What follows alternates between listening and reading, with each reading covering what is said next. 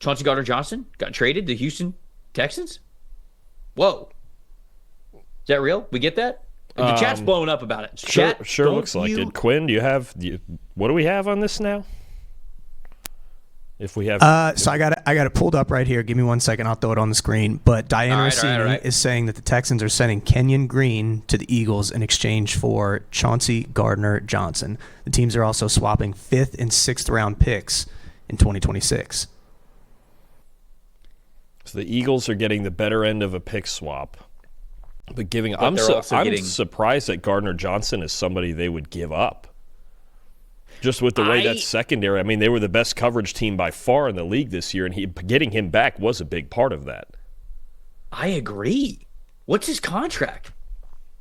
Let me. I'm looking at this. We're live on the show, folks. There's live action here. Let me find that now. We're trying to analyze this literally as it's going on. The Texans. You have to look at the Texans secondary being. I mean, it's an elite secondary when you look at what they have with Stingley and Lassiter, Petrie, Gardner-Johnson, Kalen Bullock on the back end. I mean, their secondary is absolutely loaded. I'm not even sure they necessarily needed Gardner-Johnson, but that's what I'm kind of confused about here. Is one, the draft pick compensation is not really that big of a deal. They're basically they're flip-flopping a guy who did not live up to his draft hype in Kenyon Green, and they're getting him off the roster. Going back to this probably continues the trend of overturning the offensive line with Laramie Tunsil as well. Now this move I think goes along those same lines.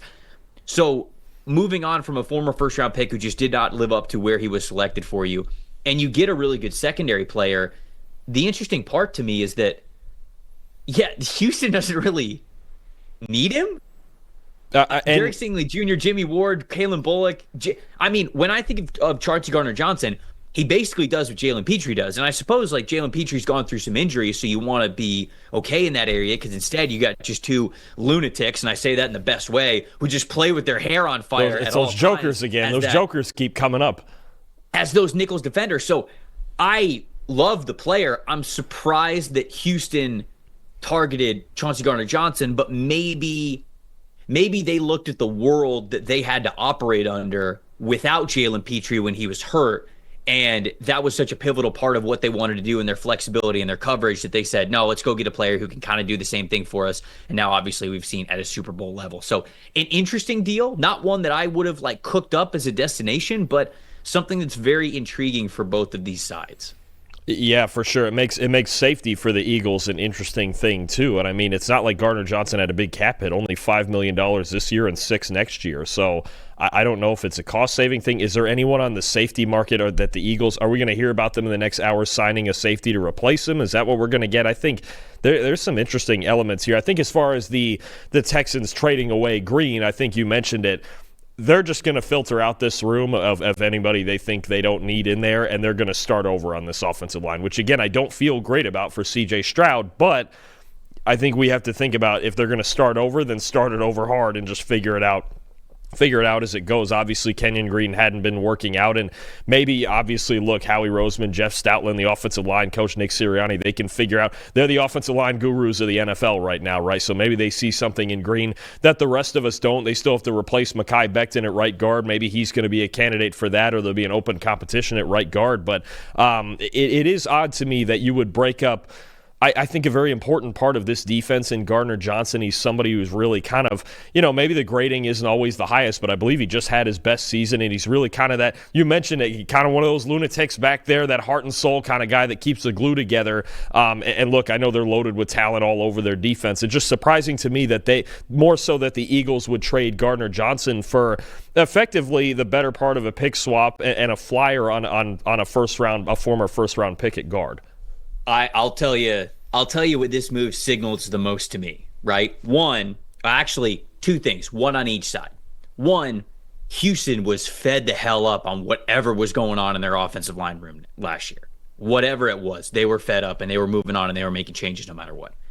Two, it's Sidney Brown season, baby. it's Sidney Brown time in Philadelphia. People in the chat are talking about Malachi Starks or Nicky Manwari or maybe going out and signing Justin Reed. Hey, maybe that all could come to fruition.